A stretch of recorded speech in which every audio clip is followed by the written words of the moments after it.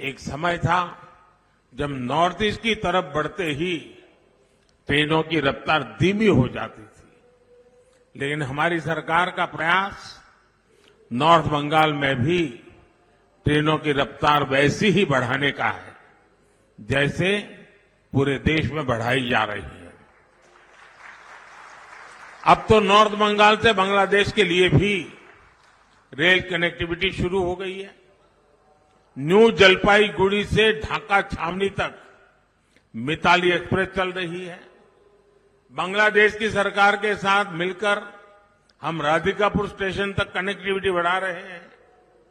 इस नेटवर्क के मजबूत होने से दोनों देशों की अर्थव्यवस्था और इस क्षेत्र में पर्यटन को खूब बढ़ावा मिलेगा। साथियों, आजादी के बाद लंबे समय तक पूर्वी भारत के विकास को, यहां के हितों को नजरअंदाज किया गया, जबकि हमारी सरकार पूर्वी भारत को देश के विकास का ग्रोथ इंजन मानकर चलती है। इसलिए इस क्षेत्र में कनेक्टिविटी पर अभूतपूर्व निवेश हो रहा है।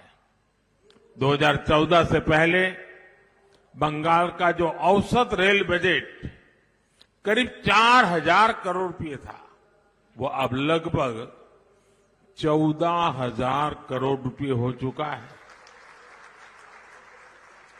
आज उत्तर बंगाल से गुवाहाटी और हावड़ा के लिए semi high speed Vande Bharat express चल रही है।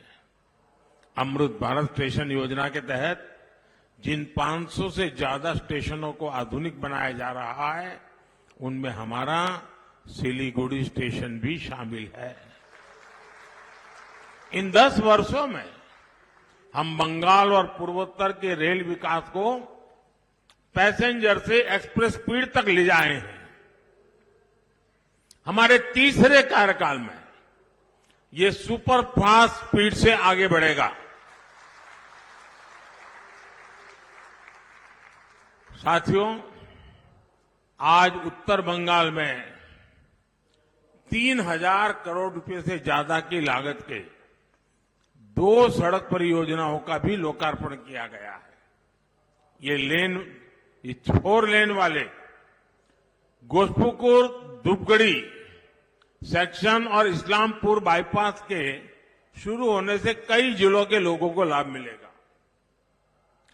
जलपाईगुड़ी, सिलीगुड़ी और मैनागुड़ी टाउन जैसे शहरी क्षेत्रों में ट्रैफिक जाम की समस्या से मुक्ति मिलेगी। इससे नॉर्थ ईस्ट समेत उत्तर बंगाल के सिलीगुड़ी, जलपाईगुड़ी, अलीपुरद्वार जिलों को बेहतर रोड कनेक्टिविटी मिलेगी। इससे डुआर, दार्जिलिंग, गंगटोक एवं मिरिकी जैसे पर्यटन स्थलों तक पहुंच आसान होगी। यानी इस पूरे क्षेत्र में पर्यटन भी बढ़ेगा, उद्योग भी बढ़ेगा और चाय किसानों को भी फायदा होगा। साथियों, पश्चिम बंगाल के विकास के लिए केंद्र सरकार अपनी तरफ से हर संभव प्रयास कर रही है।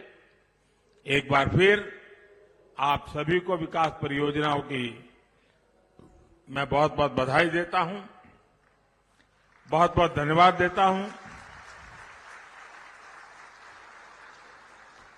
अब ये कार्यक्रम तो यहीं पूरा हो रहा है, लेकिन मेरी बात यहां पूरी नहीं हो रही है।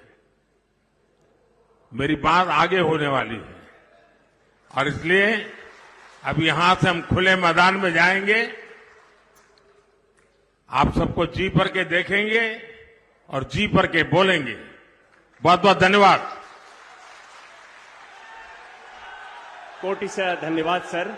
आपका मार्गदर्शन हमें अपने जीवन और कर्म पथ को सफल एवं सुगम बनाने में सदैव सहायक होगा। उस पर चलकर हम विकसित भारत की परिकल्पना को और सुदृढ़ करेंगे।